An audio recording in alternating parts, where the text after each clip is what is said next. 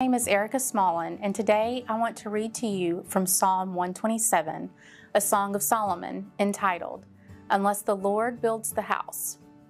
Unless the Lord builds the house, those who build it labor in vain.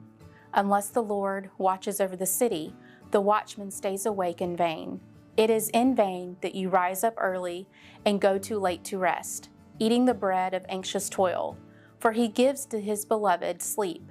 Behold, children are a heritage from the Lord, the fruit of the womb a reward.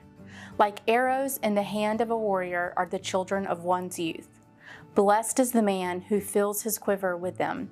He shall not be put to shame when he speaks with his enemies in the gate. If you are like me, there are times when you find yourself laboring in vain and feeling like a complete failure. Trying to balance both work and home life can be challenging. I am admittedly a workaholic and a perfectionist, a dangerous combo. There are many times when I burn the candle at both ends because I think I have to get everything completed by overworking myself.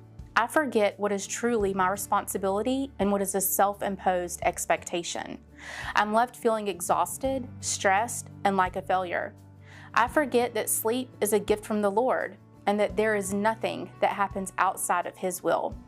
You see, when we accept God's sovereignty, it is then that we are able to understand that nothing is outside of God's will. If He wills it, then it will be. The pressure is removed. God does everything for His glory, not ours. I don't have to rise early and go to bed late in order to fit it all in. There are things that will not get completed. Personal failures will continue to happen because we are all sinners. Recognizing that when I labor and toil in vain, I'm operating outside of God's will and overworking myself, dependent on my own works, acting as if I'm the one in control of the outcome. Yet when I rest, I'm receiving the gift of rest the Lord has provided for me as His beloved.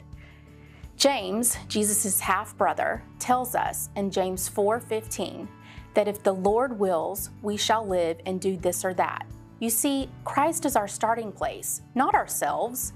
In Matthew 11:30, Jesus tells us, Come to me, all you who labor and are heavy laden, and I will give you rest. Take my yoke upon you and learn from me, for I am gentle and lowly in heart, and you will find rest for your souls. For my yoke is easy and my burden is light. When we work unto the Lord, our work has a purpose, an eternal purpose.